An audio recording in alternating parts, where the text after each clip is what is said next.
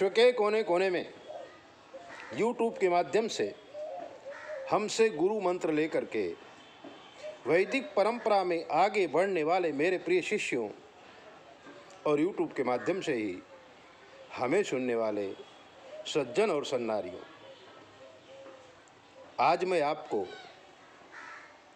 सुख किसे कहते इसके विषय में बताऊंगा। बड़ी ही अलौकिक बातें ऋषि मुनियों ने अनुभव कर करके सब कुछ लिख दिया है। हम अभागी हैं कि उनके वक्तव्य को या उनके लिखान को या उनके द्वारा कही गई बातों को या शास्त्रों का अवलोकन हम करते ही नहीं हैं। और आदत पड़ी है आंग्ल पद्धति की, और पढ़ाई भी हमने उसी हिसाब से किया है। तो हम एक मजूर बनकर तड़पती हुई जिंदगी जीते हैं और तड़पते तड़पते मर जाते हैं। सुख का अनुभव किसी को होता ही नहीं है, और सुख किसे कहते हैं ये कोई जानता ही नहीं है। क्या खाने में सुख है? क्या पैसे में सुख है? सुख है कहाँ? तब ऋषि मुनियों ने सुख की परिभाषा अपने लिए बनाई है। सुख 4 प्रकार का बताया गया है। उसमें पहला प्रकार यह है कि हमारे पास जो संसाधन हैं, उन संसाधनों से हम सुखी हैं। यह है सुख की पहली परिभाषा। और दूसरी परिभाषा क्या है कि जो अच्छे अच्छे पदार्थ हैं, जो वैभवशाली पदार्थ हैं, जो सात्विक पदार्थ हैं, वो पदार्थ हमारे पास हैं, इसलिए हम सुखी हैं। पत्नी अच्छी है, बच्चे अच्छे हैं, पैसा अच्छा है, निरोगी हैं। तो इन संसाधनों से गाड़ी है, बंगला है, हम सुखी हैं। ये सुख की दूसरी परिभाषा है। और तीसरी परिभाषा क्या है? तीसरी परिभाषा ये है कि भगवान ने हमें भेजने से पहले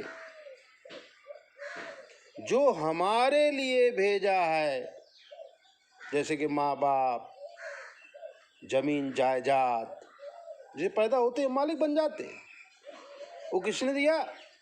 परमात्मा ने हमारे पैदा होने से पहले ही हमारे लिए, हमारे परिवार में, हमारे घर में, हमारे माता पिता के पास जो भेज दिया है, वो हमें सुख देने वाला है। ये सुख की तीसरी भूमिका है। और चौथी भूमिका क्या है कि जो भूमिका हमें अपनी स्थिति को समझने की भावना पैदा करती है और हमें संतोष हो जाता है। हम कहते हैं हमें अब कुछ नहीं चाहिए। ये सुख की चौथी परिभाषा है। क्योंकि नान्नोदक समम दानम संतोषान्न परम सुखम। जब तक संतोष नहीं आता है, तब तक परम सुख नहीं आता है। और परम सुख तो जिसे कोई आवश्यकता न हो, जिसे कोई अभिलाषा न हो, उसी को मिलता है। ये सुख की चौथी परिभाषा बताया। इसके लिए ऋषि मुनि एक उदाहरण देते हैं। एक बहुत बड़ा राजा था, इतिहास की बात है। छत्तीसगढ़ प्रदेश, बहुत ही सुंदर भाग्यवान राजा, धन संपत्ति का भंडार भरा हुआ है, सेना भी बहुत तगड़ी है, दुर्ग भी बहुत बड़ा है। और इसी वैभव को देखकर कुछ दुर्जन लोग गुप्तता से राजा की नगरी में आक्रमण कर देते हैं। जब आक्रमण कर देते हैं, प्रजा घबरा जाती है। अचानक हमला हुआ है, कोई कुछ नहीं कर पा रहा है, लेकिन राजा बहुत बुद्धिशाली था, शिव का भक्त था। उसने अपने सेना को इकट्ठा किया और पिछले दरवाजे से निकल करके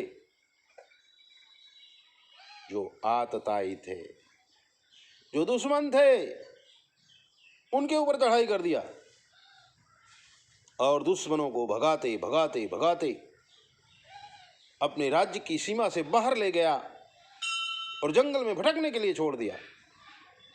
राजा वापिस आया। प्रजा में अति उत्साह था। प्रजा उत्सव मनाना चाहती थी, लेकिन राजा ने कहा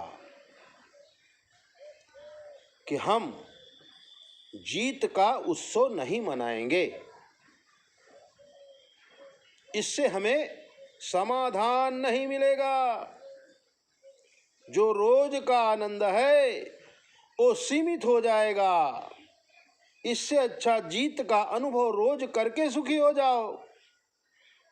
अब राजा ने मना कर दिया कि जीत का उत्सव नहीं मनाया जाएगा, तो फिर किसकी ताकत है कि जीत का उत्सव मना सके? लेकिन प्रजा है।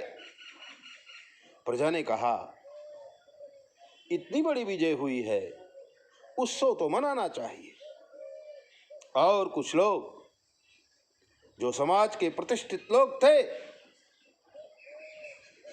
वो जाते हैं आचार्य जी के पास, राज पुरोहित जी के पास जाते हैं, गुरु जी के पास जाते हैं और गुरु जी से निवेदन करते हैं कि गुरुदेव,